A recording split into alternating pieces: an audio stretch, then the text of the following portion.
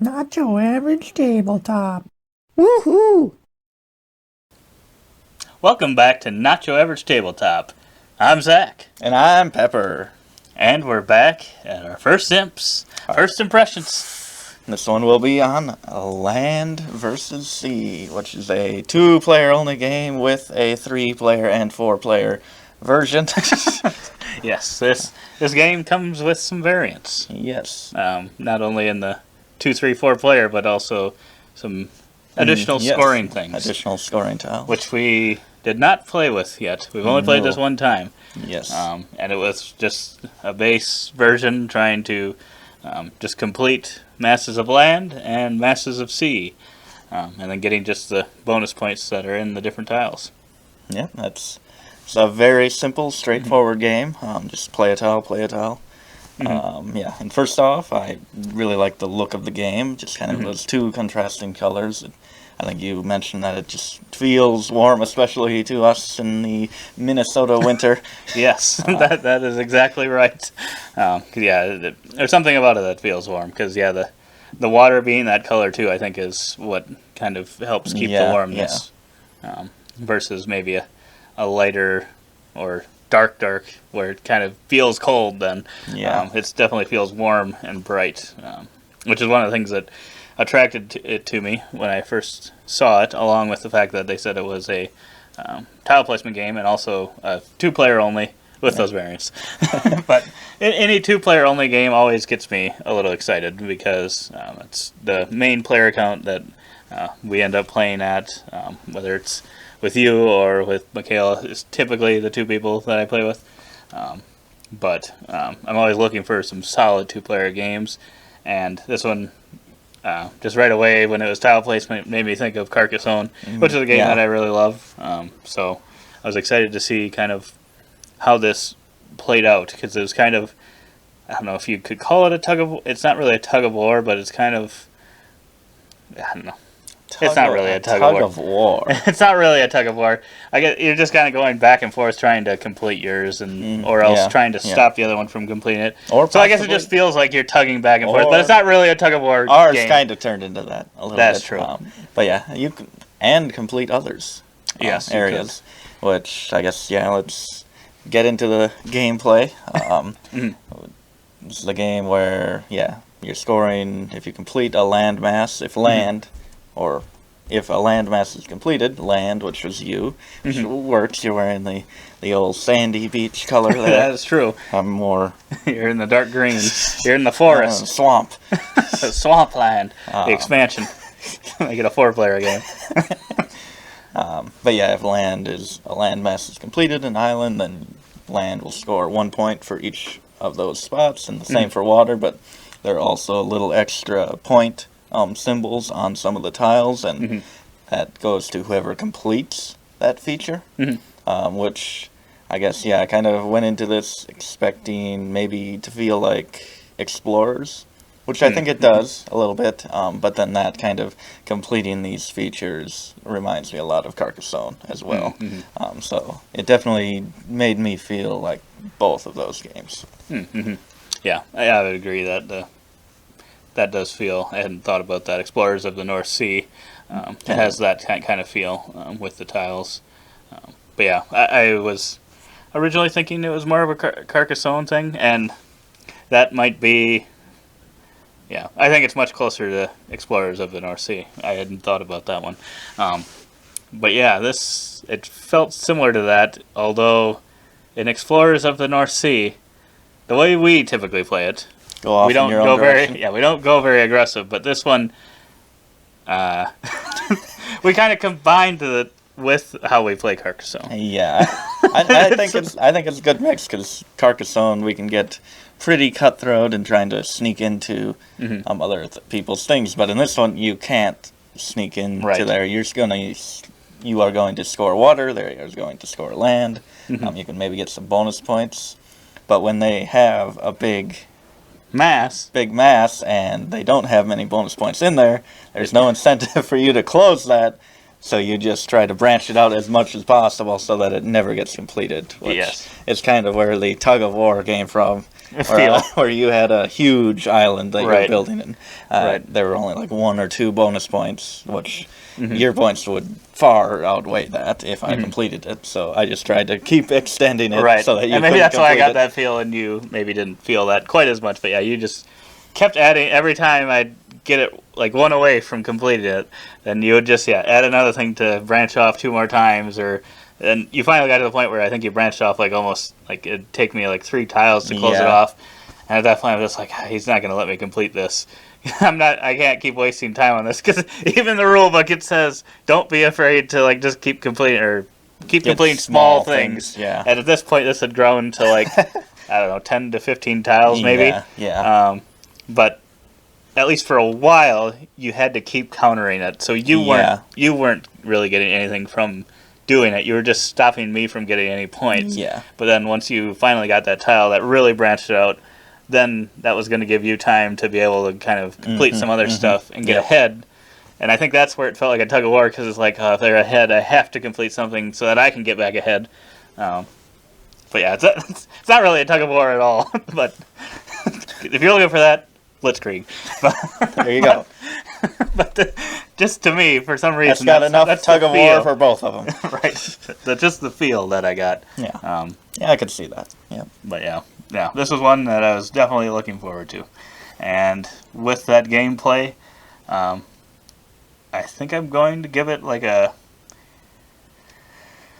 With that gameplay, it might have been a little lower, but then when I saw when we actually looked after the game, Yeah. the different scoring variants, I think I'm going to actually give this one like a 7.5 to 8. I think without that it would have been maybe a 7, probably. Just because it felt like it was a lot harder to complete some of them in this, and this is just based off one play. Yeah. And now that, I know that, I should have listened to the rules and just tried to complete small stuff. They put it in there for a reason. And I don't think I was trying to extend No. it. I think that just ended up happening. Yeah. Based on, then you added it. I'm like, I just wanted to complete it at, 7 tiles. And now you're making this thing huge, so now you're not going to want to complete it. But, yeah, I with that way, I didn't like it as much, I think. Just because it seemed like it was very hard to complete something. Yeah. One of the things that we didn't mention, there's 2 different symbols on tiles as well, where one of them allows you to play 2 tiles at once, or you play that tile, and then you can play your other tile. So the most you can play in one turn, though, is 2 tiles. Yep. And each tile is double-sided, so your opponent can see 2 of your tiles, but they can't see the back sides. So maybe on the back, I could maybe complete one, my landmass, but you can't see that on the fronts of mine wouldn't complete it. So Yeah. you don't know for sure if I have one, but I could potentially complete something. So then I can make you Yeah. decide whether or not you wanted to, extend it or complete it yourself if it had bonus points, Yeah. something like that. But really, unless you could get that double move on like one of those big ones, your opponent, I felt like, was just going to be able to just keep smacking you down and making it so you had to just keep trying to do it. So Yeah. Yeah. it didn't feel as good, but the game still ended up being very close. Yeah, it but was very close. But I think that was only because for that longest time it was just us going back and forth. So it's not like you were really getting ahead. Yeah. But I didn't know if I would like it as much. Obviously, that's based on one play. So now, if maybe I started completing smaller stuff, maybe that would change it. But then with the extra variants, there's some other things on the tiles Yeah. that allow you to score some additional ways that I feel like can be a little more consistent. Because it felt like that was one of the things that kind of what I think I was trying to get across is some of the scoring. It seemed like you were either going to get just a big chunk of points here, or you were going to get nothing. Yeah, that's what it seems like. Where some of the variants, I don't know exactly what they do, but just more consistent points from turn to turn, and you don't necessarily have to complete something to get them. Right. Yes. So I that's what has me optimistic in future plays of this.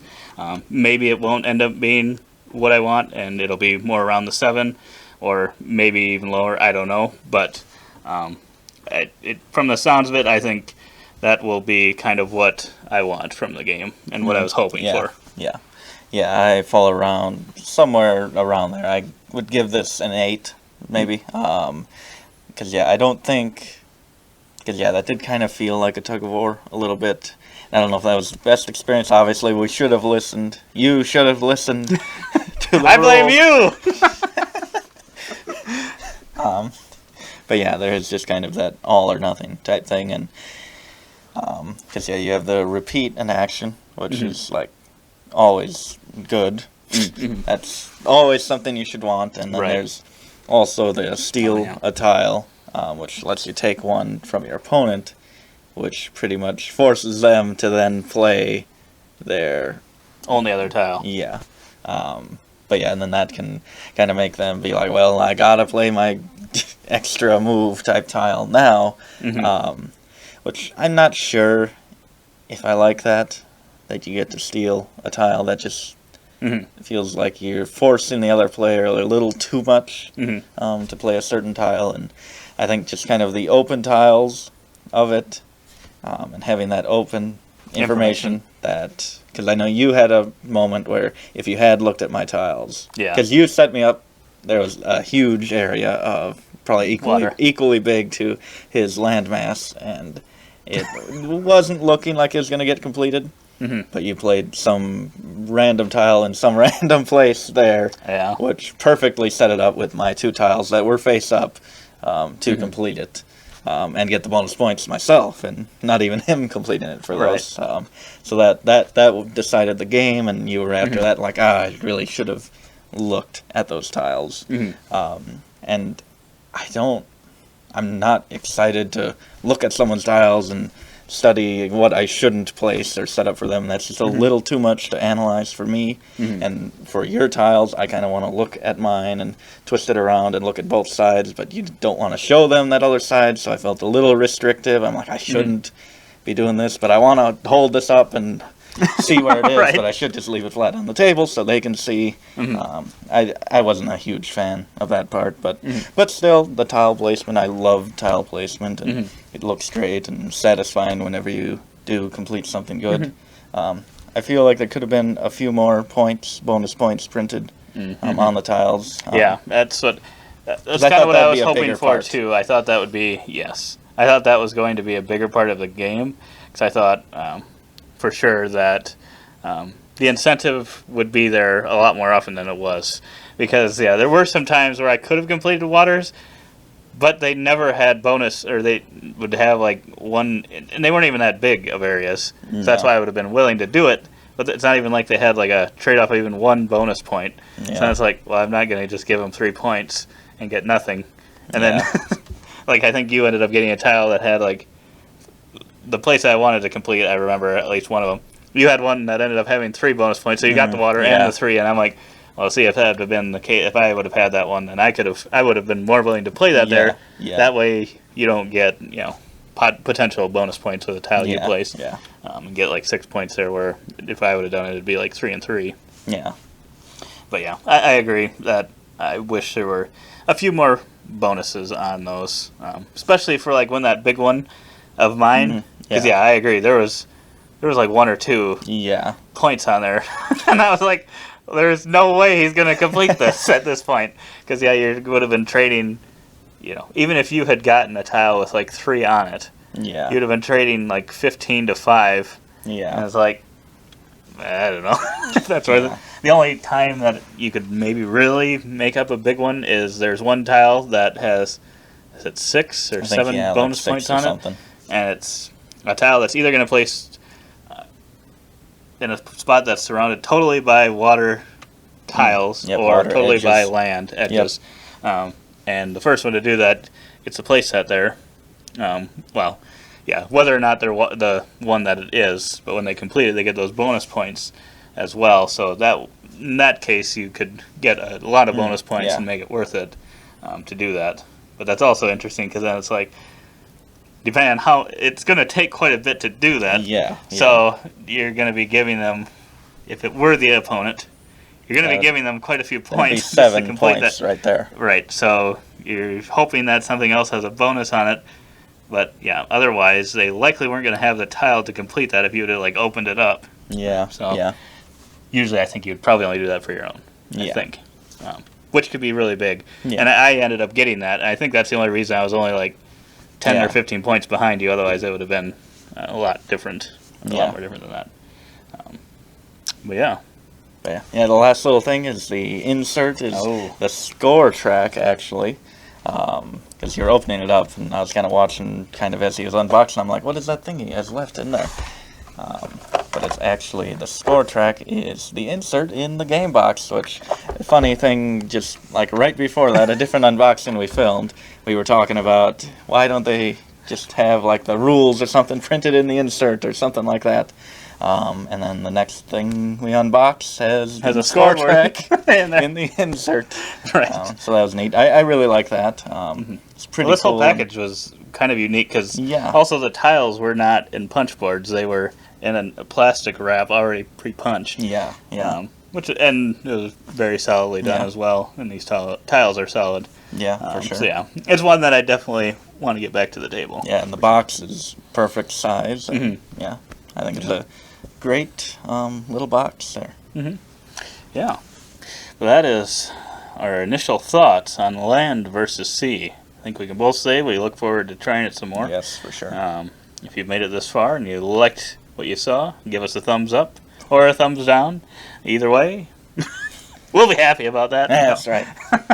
Are you Team Land or Team Sea? Oh yeah. Answer in the comments below. Are you land or sea? Or are you, what is it, the cartographer? The cartographer. The yeah. cartographer. Are you the dreaded third person? The cartographer. But if you want to see other first impressions, make sure to subscribe. Otherwise, we hope to see you on the next one. And as always, don't forget to Keep on nibbling. on our content.